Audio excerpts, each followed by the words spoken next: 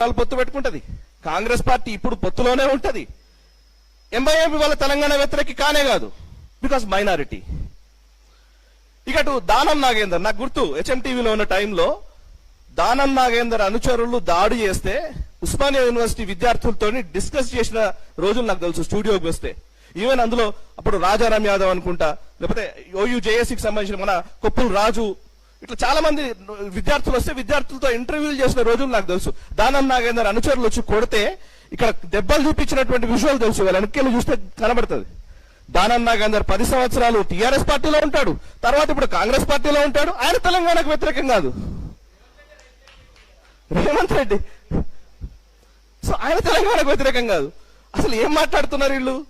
ఇంకోటి, ఇప్పుడు ఈ మధ్య కాలంలో మనం తెలంగాణ ఈవెన్ కొండా సురేఖ మానుకోటలో, మహబూబాబాద్ అనుకుంటా, మహబూబాబాద్ లో అక్కడే కదా మానుకోటలో రైల్వే స్టేషన్ లో రాళ్ళు ఇస్తారు.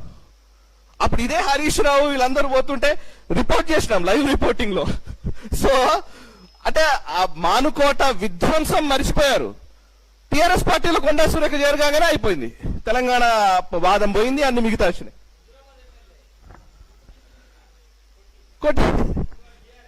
సో ఎవరికి చెప్తున్నారు తెలంగాణ వాదము? ఎవరు వినాలే? ఎందుకు ఇది నాకు అర్థం కావట్లేదు. సరే, ఇప్పుడు నేను 12 సంవత్సరాల తర్వాత ఇవాళ మళ్ళీ మనం తెలంగాణ ఉద్యమము, మళ్ళీ ఆ సమైక్యవాదనకు ఇవన్నీ తీసుకురావాలని నేను అనట్లే.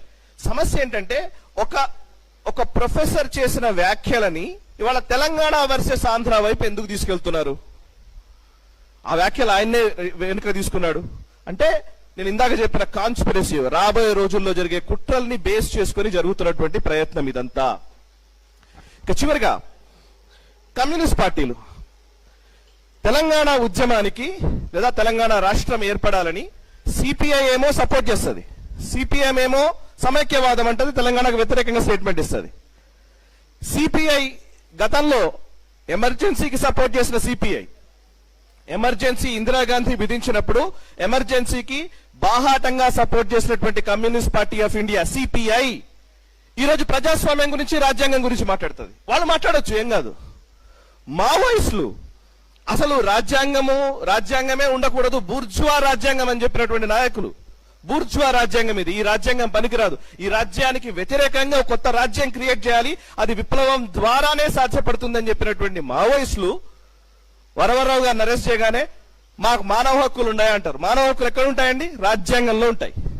రాజ్యాంగం కల్పించిన హక్కులు కావాలి, కానీ రాజ్యాంగానికి విరుద్ధంగా పోరాడతారు. ఇంత హిపోక్రసీ, ఇది ఒక ద్వంద్వ ప్రమాణాలతో కూడినటువంటి ఈ హిపోక్రసీని పదే తెలంగాణ ప్రజలకు రుద్దే ప్రయత్నం జరుగుతోంది. ఈ రుద్దుతున్న ఈ విషయాన్ని ప్రజలకు తెలియజేయాల్సిన బాధ్యత మనందరిపైన ఉంది. ఆ ప్రయత్నం చేస్తున్నందుకు ఫస్ట్ అభినందనలు. ఇక చివరిగా పొలిటికల్ ఈక్వేషన్స్ చూద్దాం. 2009 ఎన్నికలలో టిఆర్ఎస్, టీడీపీ, అదేవిధంగా కమ్యూనిస్టులు అందరూ కలిసి పోటీ చేస్తారు. తెలుగుదేశం పార్టీ చంద్రబాబు నాయుడుతో 2009లో పోటీ చేస్తే తప్పులేదు. 2004కు వచ్చేసరికి బీజేపీతో జతగట్టేసరికి తెలుగుదేశం పార్టీ ఖతం అయిపోయింది, అంటరాని పార్టీ అయిపోతుంది. ఓకే, 2018కి వచ్చేసరికి ఇది కాంగ్రెస్ పార్టీ మాత్రమే. 2018లో కాంగ్రెస్ పార్టీ, తెలుగుదేశం పార్టీ, కమ్యూనిస్టులు, ప్రొఫెసర్ కోదండరాం గారి పార్టీ, తెలంగాణ జన సమితి, టీజేఎస్ పార్టీ, వీళ్ళందరూ కలిసి మహాకూటమి కట్టారు. 2018లో మన వెనక్కి చూస్తే మనకు ఇమేజెస్ కూడా కనబడతాయి, ఆ ఇంటర్నెట్ లో ఇప్పటికీ ఉన్నాయి.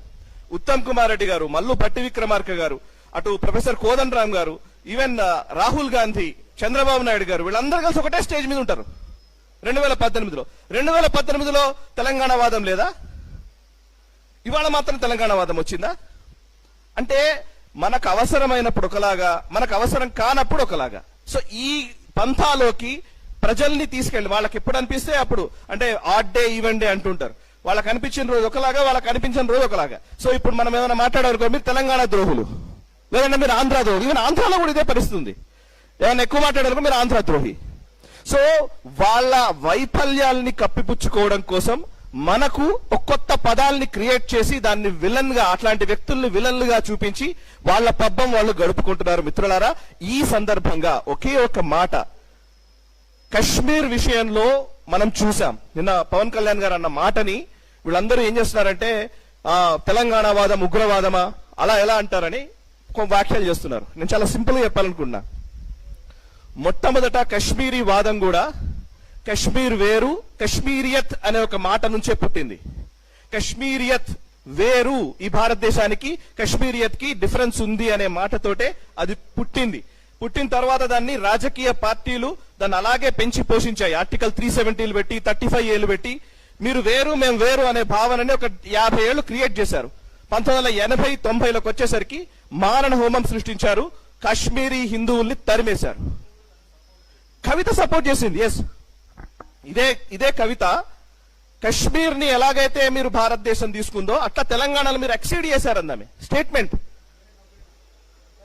మీరా. ఓకే, సో వీళ్ళందరూ వాళ్ళకు అనిపించిన కశ్మీర్ లో కూడా ఇట్లాంటి భావనే వచ్చిన సందర్భాలు ఉన్నాయి. ఇందాక మిత్రుడు మంచి మాట చెప్పారు.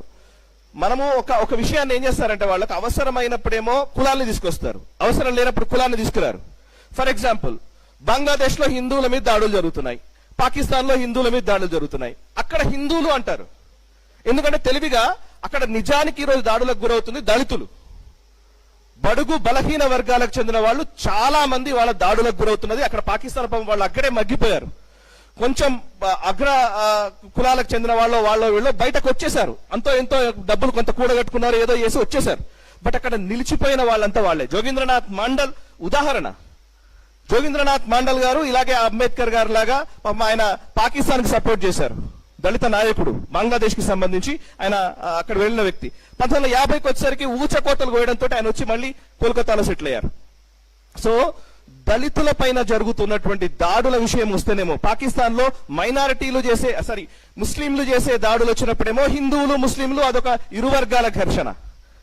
ఇక్కడ మాత్రం అగ్రవర్ణాలు దళితులపై ఊచకోతలు.